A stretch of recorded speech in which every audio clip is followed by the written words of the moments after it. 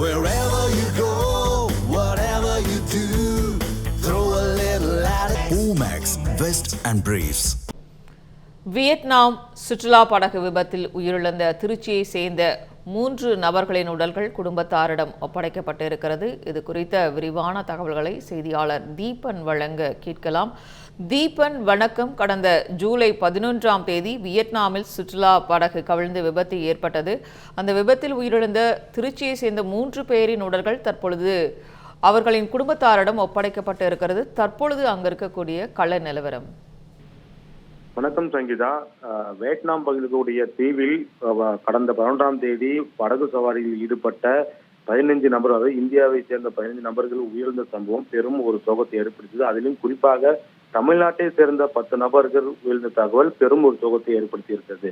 தொடர்ந்து அது உயிரிழந்தவரின் உடலை மீட்கும் பணியிலையும் காயமடைந்தவர்களுக்கு சிகிச்சை வழங்கும் பணியிலையும் இந்தியா சார்பாக அதிகாரிகள் அனைத்து நடவடிக்கையும் விரைவாக மேற்கொண்டார்கள். அதன் அடிப்படையில் தமிழ்நாட்டை சேர்ந்த 10 நபரின் உடல்களை மீட்டு உடனடியாக அவருடைய குடும்பத்தினர் ஒப்படைக்கும் நடவடிக்கைகளை வெளியுறவுத்துறை அதிகாரிகள் தொடர்ந்து ஈடுபட்டு வந்தார்கள். இந்த நிலையில் நேற்று இரவு வியட்நாம் பகுதியிலிருந்து விமானம் மூலம் மும்பை விமான நிலையத்திற்கு அந்த உடல்கள் கொண்டு வரப்பட்டன. அங்கிருந்து பல்வேறு கட்ட சோதனைக்கு பிறகு மும்பையிலிருந்து சென்னை மற்றும் கோவை என்ற 2 விமானங்களுக்கு அந்த உடல்கள் அனுப்பி வைக்கப்பட்டது.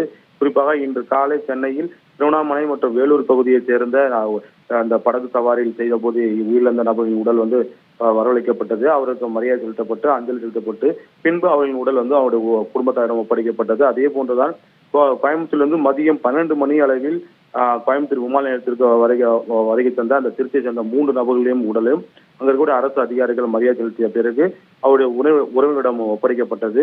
அங்கிருந்து ஆம்புலன்ஸ் மூலமாக கோவையிலிருந்து திருச்சி வருவதற்காக சிறிது காலதாமதம் ஏற்பட்டது. பின்பு திருச்சி சேர்ந்த அந்த எடமலைப்பட்டி புதூர் அந்த பகுதியை சேர்ந்த அழகுராஜா மற்றும் ஸ்ரீரங்கம் கொண்டையம்பேட்டை பகுதியை சேர்ந்த பாலாஜி, பீமநகர் பகுதியை சேர்ந்த ஷேக் அப்துல்லா ஆகிய 3 உடலும் அவருடைய குடும்பத்தாரிடம் ஒப்படைக்கப்பட்டது.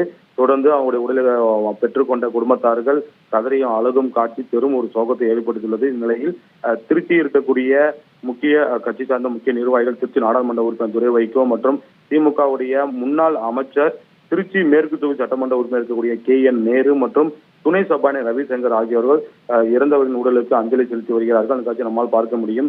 குறிப்பாக இன்று இரவுக்குள் அந்த 3 நபரின் உடலும் நல்லடக்கம் செய்யப்பட உள்ளதாக அவங்க குடும்பத்தார் தரப்பு தெரிவிக்கப்பட்டுள்ளது. குறிப்பாக எடமலைப்பட்டி புதூர் பகுதியைச் சேர்ந்த அழகுராஜாவின் உடல் திருமங்கலம் அருகே இருக்கக்கூடிய வாகைக்குளம் கிராமத்தில் அவர் உடல் நல்லடக்கம் செய்யப்பட உள்ளதாக குடும்பத்தார் தரப்பில் தெரிவிக்கப்பட்டுள்ளது.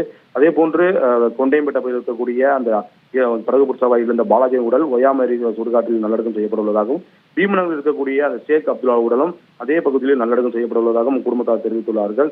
வியட்நாம் பகுதியில் இருந்து விரைவாக அந்த உயிரிழந்த உடலை மீட்டு கொடுத்ததற்கு மத்திய அரசுக்கும் மாநில அரசுக்கும் நன்றி தெரிவிப்பதாக குடும்பத்தார் தெரிவித்துள்ளார்கள். இருந்தாலும் தொடர்ந்து அவர் உறவினர்கள் மற்றும் குடும்பத்தார்கள் கதறி அழுவும் காட்சி பெரும் ஒரு சோகத்தை ஏற்படுத்தியுள்ளது.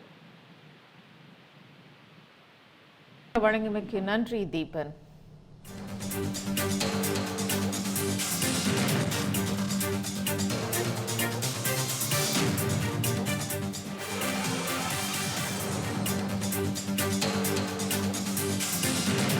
தமிழ் ஜனம் சேனலை சப்ஸ்கிரைப் பண்ணாம பார்த்துட்டு இருந்தீங்கன்னா மறக்காம சப்ஸ்கிரைப் பண்ணிடுங்க.